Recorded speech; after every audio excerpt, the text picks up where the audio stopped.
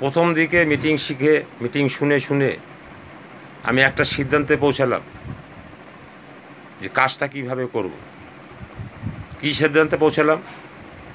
দেখলাম মুরগি যখন তার বাচ্চা নিয়ে বেরোয়, আমাকে তো বাচ্চা নামাতে হবে, বাচ্চা প্রোডাকশন করতে হবে, ম্যান মেকিং করতে হবে।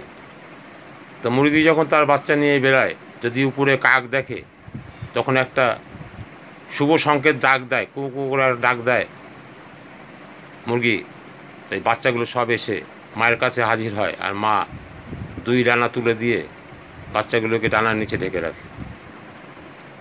তো মূল কথা মধ্য কথা বুঝলাম যে আমাকে বাচ্চাগুলোকে নিয়ে রোজ বেরোতে হবে, আপদ বিপদ দেখলে পর তাদেরকে রক্ষা করতে হবে। রক্ষা কীভাবে করব?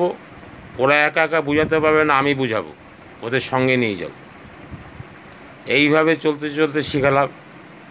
শিখিয়ে নিয়ে বললাম, এবার তোমরা লোক সৃষ্টি করো, এবার তোমরা নিজেরা মা বাবা হও, সন্তান জন্ম দাও, নতুন নতুন লোক কোথায় পাবে? তুমি মরলে তো তোমাকে 4 জন ঘাড়ে নিয়ে যাবে, সেই 4টে লোক অন্তত প্রথমে নামাও, তারপর দেখছি 10টা কী করে করা যায়।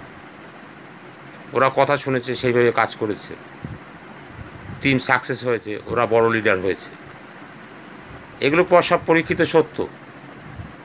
রক্ষা করতে হবে, জুনিয়রকে সবসময় ভালোবেসে রক্ষা করতে হবে, আপদ বিপদে পাশে থাকতে হবে, তবেই সেই জুনিয়রের মন পাবেন, সেই জুনিয়রের বেকারত্ব দূর হবে।